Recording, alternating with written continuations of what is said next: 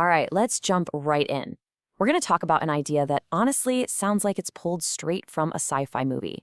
We're talking about artificial intelligence, not just as a tool, but as a full-blown member of a company's board of directors. It's a wild concept for sure, but it's one that's moving from fiction to fact faster than you can imagine. So let me just ask you this straight up. Could an AI be your next boss? Or how about the CEO of a huge corporation? It's a pretty wild question, I know, but it's exactly what we're going to dig into today. Because the tech and, believe it or not, the legal frameworks are evolving way faster than most people realize. And look, this isn't some far-off, futuristic what if. This has already been happening. Back in 2014, an AI named Vital was put on a board. 2 years later, another one, Alicia T, became a top manager. And get this, the World Economic Forum is predicting we'll see the first official AI on a major corporate board by 2026. This is happening right now. So let's get into our first section here, AI in the boardroom. We're going to look at how this whole idea went from just a prediction to something that's actually being put into practice. This was really the one that kicked it all off. Back in 2014, a Hong Kong venture capital firm, Deep Knowledge Ventures, brought an algorithm called Vital onto its board. So what was its job? Well, it sifted through huge amounts of data to recommend investments in life sciences. And it wasn't just an advisor, it had an equal vote with its human colleagues. Think about that. And the ball just kept rolling. Just 2 years later, a Scandinavian company, Tioto, appointed an AI named Alicia T to its leadership team. Now, this was a massive deal because Tioto is a public company listed on the Nasdaq Nordic Exchange. All of a sudden, an AI was part of the management structure of a publicly traded company. Okay, so all of this brings up a pretty obvious question, right? Is any of this even legal? I mean, can a piece of software actually be a director? Let's take a look at the law on robot bosses. And here's the kicker, the really surprising part. The top-level global standards for how companies should be run, I'm talking about the G20/OECD principles, they don't actually say a director has to be a human being. It's just not in there. They basically leave it up to the local laws in each country. And that opens a fascinating legal door for AI directors to walk right through. You know, this idea has been floating around for a lot longer than you'd think.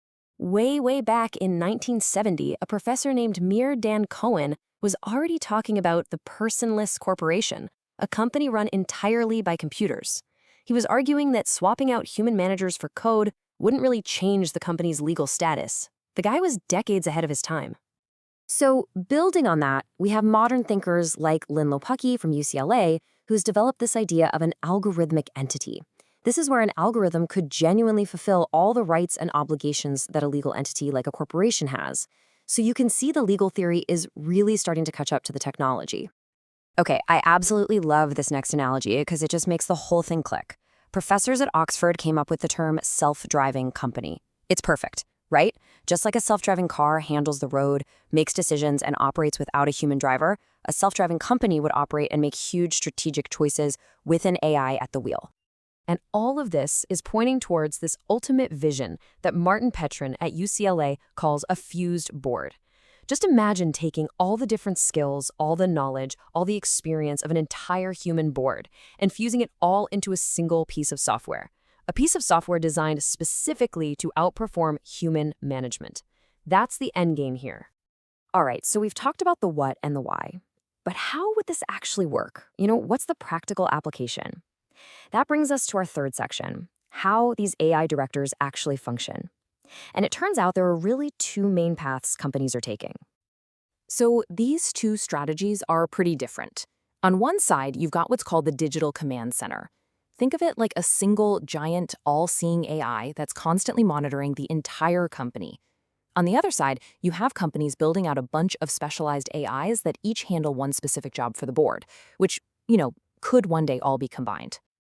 Let's look at a real-world example of that command center idea. The Abu Dhabi National Oil Company, ADNOC, they use a system called Panorama. It's incredible.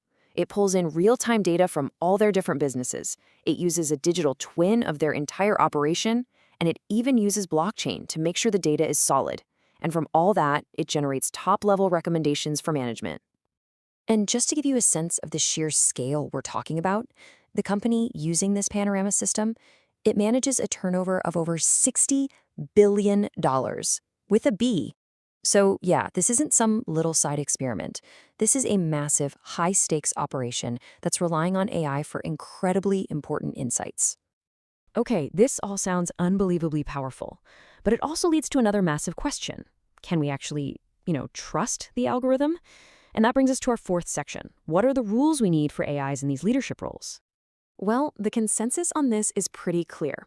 Any AI director has to be held to the same standards as a human one, maybe even higher. And researchers have really zeroed in on three principles that are absolutely non-negotiable. First, transparency, so we know how it works.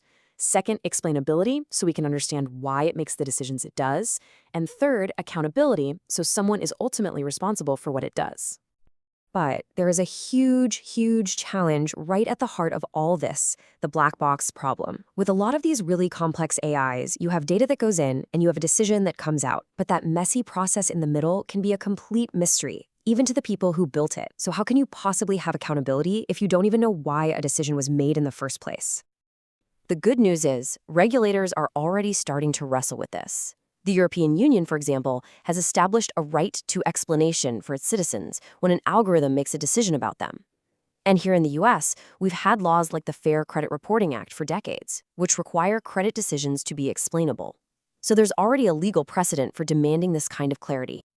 So let's zoom all the way out now and look at the biggest possible picture. If this trend keeps going, where does it all end up?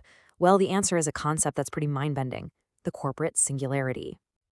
Now, most of us have heard of the technological singularity, that hypothetical point where machine intelligence just explodes. Well, now, just apply that same idea to business. A corporate singularity would be the point where companies run by AI become so ridiculously efficient that they gain this unstoppable, runaway competitive advantage, completely reshaping the entire global economy forever. What this creates is an incredible feedback loop. A more effective AI-led company makes more money. That money then gets poured back into building an even smarter AI.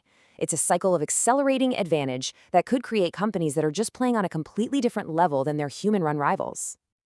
And really, that's where we have to leave it. Whether we see it in the headlines every day or not, the race to build the first truly self-driving autonomous company has absolutely begun. And the only question left is, who's going to win?